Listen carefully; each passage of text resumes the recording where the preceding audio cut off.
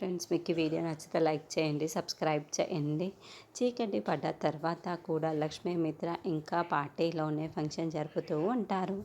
Manisha plan ప్రకారం మత్తు పౌడర్ని తెప్పించేసి ఉంటుంది. ఎవరు చూడకుండా ఒక జ్యూస్ గ్లాస్లో మత్తు పౌడర్ని కలిపేసి అందులో కూల్ డ్రింక్ పోసుకొని రెడీ చేసుకొని ఉంటుంది.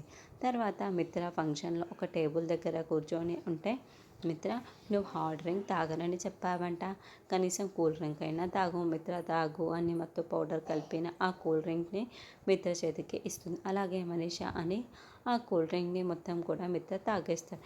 నేను అనుకున్న ప్లాన్ ప్రకారం మిత్ర ఈ మత్తు పౌడర్ కలిగిన మొత్తం తాగేశాడు, ప్లాన్ అమలు చేయాలి అని మనీషా మనసు అనుకుంటూ చాలా చాలా సంతోషపడుతూ ఉంటుంది. లక్ష్మి ఏమో వేరే అమ్మాయిలతో, ఆడవాళ్ళతో మిత్రకి దూరంగా నిల్చొని మాట్లాడుతూ ఉంటుంది. లక్ష్మిని కావాలి అనే ఆ ఆడవాళ్ళు మిత్ర ఉన్న చోటికి వెళ్ళనివ్వకుండా మాటల్లో పెట్టేసి ఉంటారు. ఆ కూల్ డ్రింక్ తాగిన వెంటనే మిత్రకి మత్తు ఆవాహించడం మొదలు పెడుతుంది. అయ్యో, తల తిరుగునట్టుంది మనీషా అని చెప్పడంతో, మిత్ర రా, నేను నిన్ను గదికి తీసుకొని వెళ్తాను అని మనీషా మిత్రని దగ్గరుండి ఒక గదిలోకి తీసుకొని వెళ్తూ ఉంటుంది. ఇక మిత్ర సరిగ్గా స్పృహలోకి బెడ్ పైన వెల్లకిలా పడుకొని ఉంటే, తనకి కావాల్సిన పని జరిపేసుకోవడానికి మిత్ర షూని, సాక్స్ని, షర్టుని మొత్తం కూడా ఇప్పేస్తూ ఉంటుంది.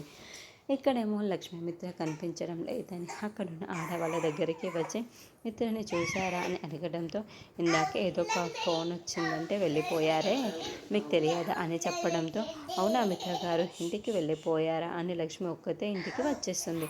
ఏంటమ్మా, మిత్రతో కలిసి వెళ్ళిందానివి, మిత్రతో కలిసి రాకుండా ఒక్కదానివే వస్తున్నావు అని జైవ నిలదీస్తూ ఉంటాడు. అయ్యో మామయ్య, ఆయన ఇంటికి వచ్చానని చెప్తేనే నేను ఇంటికి వచ్చాను, ఆయన ఇంటికి రాలేదా మామయ్య అని కంగారు పడుతూ ఉంటుంది. రాలేదమ్మా అని జాను, వివేక్, జయదేవ్ అందరూ